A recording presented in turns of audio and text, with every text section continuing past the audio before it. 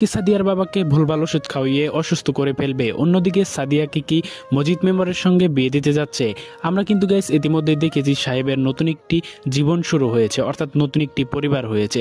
আমরা যখন গাইস দেখেছি সাহেবকে অপমান লাঞ্ছিত করে বাড়ি থেকে বের করে দেওয়া হয়, সাথে কিন্তু কিছু টাকাও দেওয়া হয় যাতে সাহেব কিছুদিন বসে খেতে পারে।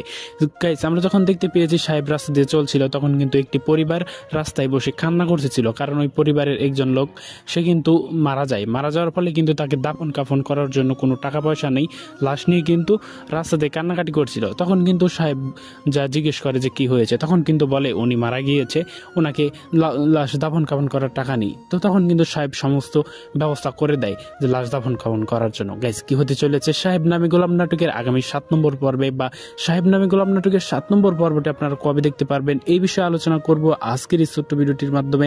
তাই আজকের এই ছোট্ট ভিডিওটি অবশ্যই সম্পূর্ণ দেখবেন, তাহলে কিন্তু বুঝতে পারবেন। গাইস ইতিমধ্যে কিন্তু সাহেব নামে গোলাম নাটকের 6 নম্বর পর্বটি দেখা শেষ করেছি। গাইস 6 নম্বর পর্বটিতে কিন্তু আমরা দেখতে পাই যে পরিকল্পিতভাবে কিন্তু সাহেবকে বাড়ি থেকে তাড়ানো হয়। এমনকি গাইস পরবর্তীতে আমরা দেখতে পেয়েছি মজিদ মেম্বারও কিন্তু সবার কাছে ক্ষমা চায়, মানে পরিকল্পিতভাবে কিন্তু সাদিয়ার দোষ ঢেকে দেয়, মানে টাকা পয়সা এরকম। আবার কিন্তু সাদিয়া যার সাথে প্রেম করতো তাকেও কিন্তু অনেক হুমকি ধামকি দেওয়া হয়, তো মিথ্যা সাক্ষী দেওয়া হয়। এতে কিন্তু মানে মজিদ মেম্বার যেহেতু সাদিয়াকে বিবাহ করতে যাচ্ছে, মজিদ মেম্বার কিন্তু কিছুতেই চাচ্ছে না যে সাদিয়ার একটা দোষ থেকে যাক।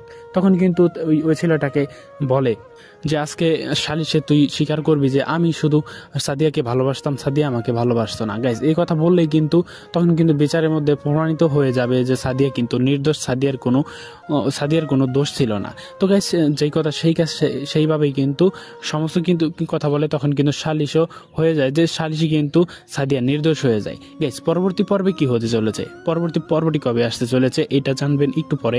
তার আগে গাইজ পরবর্তী পর্বে কি হতে চলেছে এই সমস্ত বিষয় বলি। গাইজ যখন সাদিয়ার বাবাকে ভুলভাল ওষুধ খাওয়াতে যাবে, তখন কিন্তু সাদিয়া চলে আসবে, তখন কিন্তু আর ওষুধ খাওয়াতে পারবে না, যার ফলে কিন্তু তখন কিন্তু বেঁচে যাবে।